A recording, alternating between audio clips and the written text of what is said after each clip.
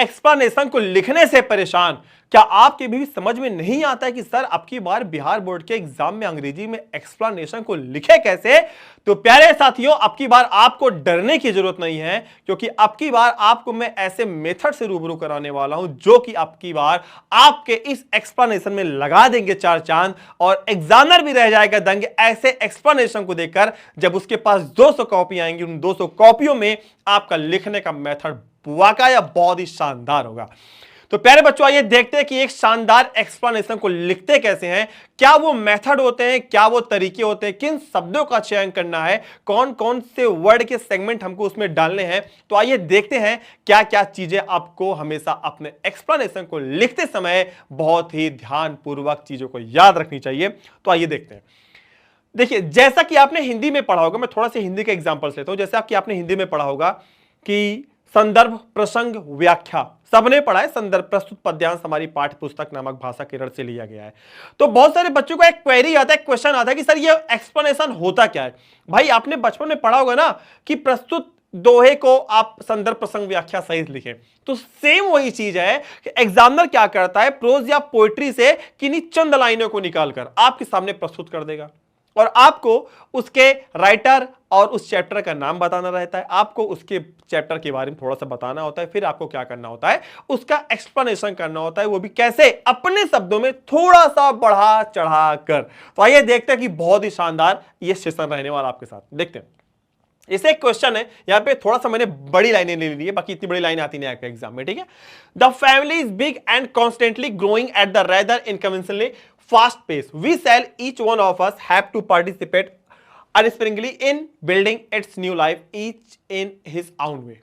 इसका मतलब देखेंगे, सबसे पहले हमको तो इस लाइन को पहचानना है कि लाइन ली कहां से गई है, ठीक।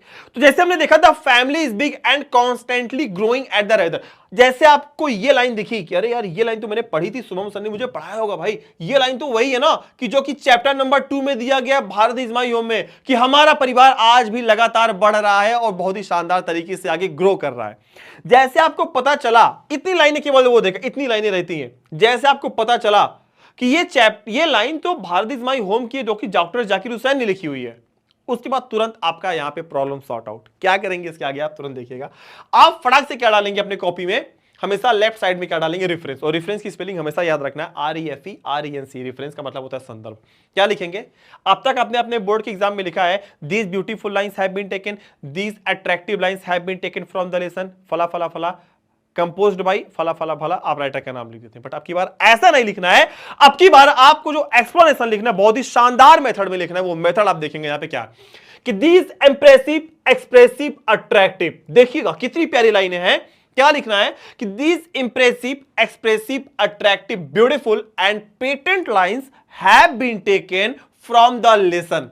और जब आप लेसन का नाम लिखेंगे यहां पे, तो आप क्या करेंगे, यहां पे इन्वर्टेड कॉमा को ऐड कर देंगे। आपने लिखा Bharat is my home and it is composed और रिटन। अगर पोएट होंगे तो आप कंपोज लिखना, अगर यहां पे राइटर की बात करेंगे तो हम क्या लिखेंगे, written. Written by a well versed writer. जो राइटर होंगे, राइटर कौन है यहां पे हमारे, वो है कौन, डॉक्टर जाकिर हुसैन है। कौन है, डॉक्टर जाकिर हुसैन। इसके बाद क्या करना है, देखना मोस्ट इंपॉर्टेंट थिंग है।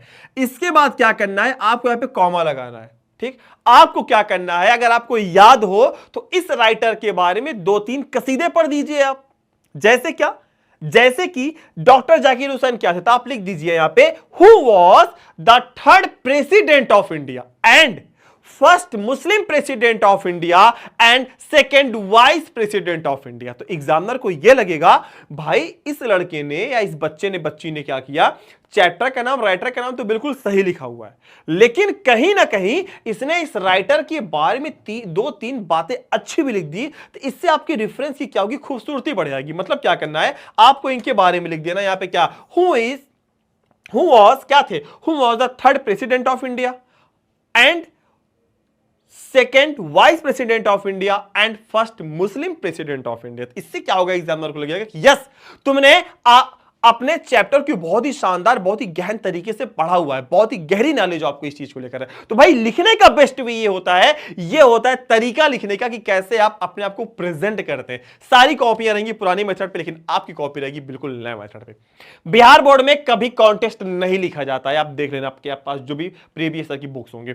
हम आपको अब की बार लिखवाएंगे कॉन्टेस्ट में क्या है, जिसको बोलते हैं प्रसंग। आपको हमेशा कॉन्टेस्ट एक लाइन का लिखना है। जैसे पता चला कि भाई इस पूरे चैप्टर में एक सार कहा गया है, मतलब पूरे चैप्टर का एक सार है, एक निचोड़ क्या कि यहां पे आप देखेंगे मानवता के बारे में बात की गई है, एजुकेशन के बारे में बात की गई है, और यहां पे लोगों को क्या किया गया है, जोड़ कर रखा गया। तो आप क्या लिखोगे?